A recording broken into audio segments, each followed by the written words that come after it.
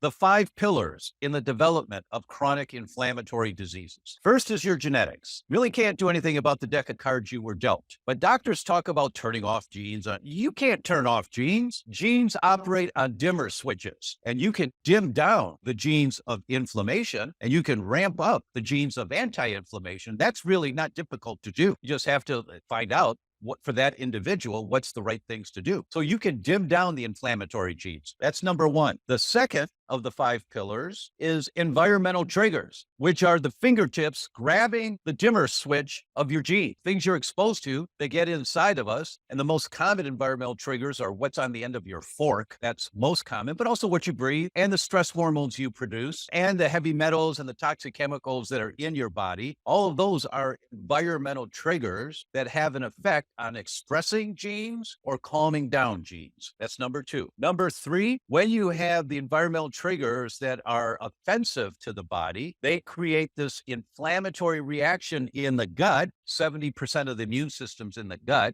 70 to 75, depending on the study. And that's because that's where we get most environmental triggers is in what we eat and drink. So that's where you need the armed forces to protect you, the Army, the Navy, the Air Force, the Marines, the Coast Guard, IgA, IgG, IgE, IgM, cytokine production, all these different branches of the immune system. They're just there to protect you. And they're mostly concentrated in the gut because most of the environmental triggers, number two, come on your fork and what you drink, and they create this altered microbiome. Number three, it's called dysbiosis, which means too many bad guys, not enough good guys. When you have dysbiosis, it sets the stage. All that inflammation inside your gut from too many bad guys sets the stage for number four of the 5 pillars in the development of chronic inflammatory diseases, which is the leaky gut. Now, Mrs. Patient, your digestive tract is a tube. Starts at the mouth, goes to the other end, 25, 30 feet long, winds around in the center there. Think of a donut. If you could stretch a donut out, one big, long donut, and you look down the donut, when you swallow food, it's in the donut. It's not in the body yet. And all the vitamins and the minerals and the proteins, and good fats and the bad fats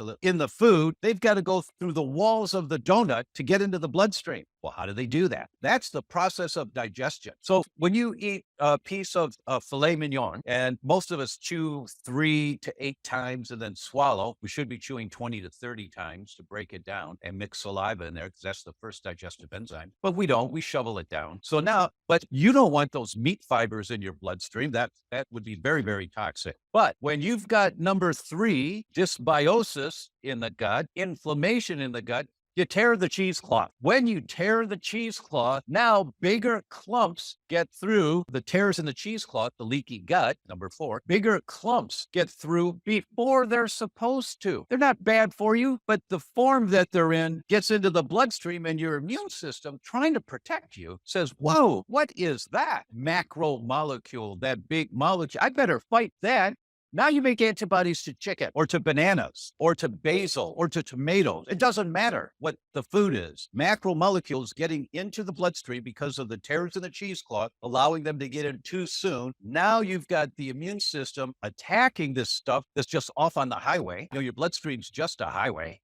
Lots of traffic. It's all going the same direction, but it's like bumper cars at the circus. They're all bouncing into each other all the time. Your immune system has to find these macromolecules and kill them, destroy it, because it's a foreign substance that shouldn't be in there. That's number five, systemic inflammation. All disease begins in the gut. It's the dysbiosis, too many bad guys, not enough good guys in the gut, creating the inflammation that tears the cheesecloth, that allows these macromolecules to get into the bloodstream, activating your immune system, trying to protect you. The armed forces are being called out. And because of the protein structure of the foods that come in, the clumps of the foods that the immune system is trying to fight, some of those clumps of food look like the protein structure of bacteria, bugs. And so the immune system starts attacking it. But some of the protein structures of what looks like a bug or looks like that chicken, whatever it is, it's the same protein structure that makes up a part of your thyroid. And so the immune system attacking filet, in my example, beef, will go after your thyroid and it damages the thyroid cells. Now, and this is called molecular mimicry. Now you've got got damaged thyroid cells, and your immune system has to make antibodies to thyroid to get rid of the old and damaged cells. And not a problem, except you keep eating the food because you feel fine when you eat the food. And the result is this cycle, and it's your thyroid, if that's your genetic vulnerability and the antecedents, how you lived your life, it's your thyroid, or it's your brain, or it's your skin, or it's your hair follicle. It doesn't matter. It really doesn't matter. This is the mechanism. The science has improved so much in the last 10, 15 years. There's no question anymore of the critical nature. We hope you liked today's podcast clip. And if you want to learn more, check out the Root Cause Medicine podcast on Spotify, YouTube, and Apple Podcasts.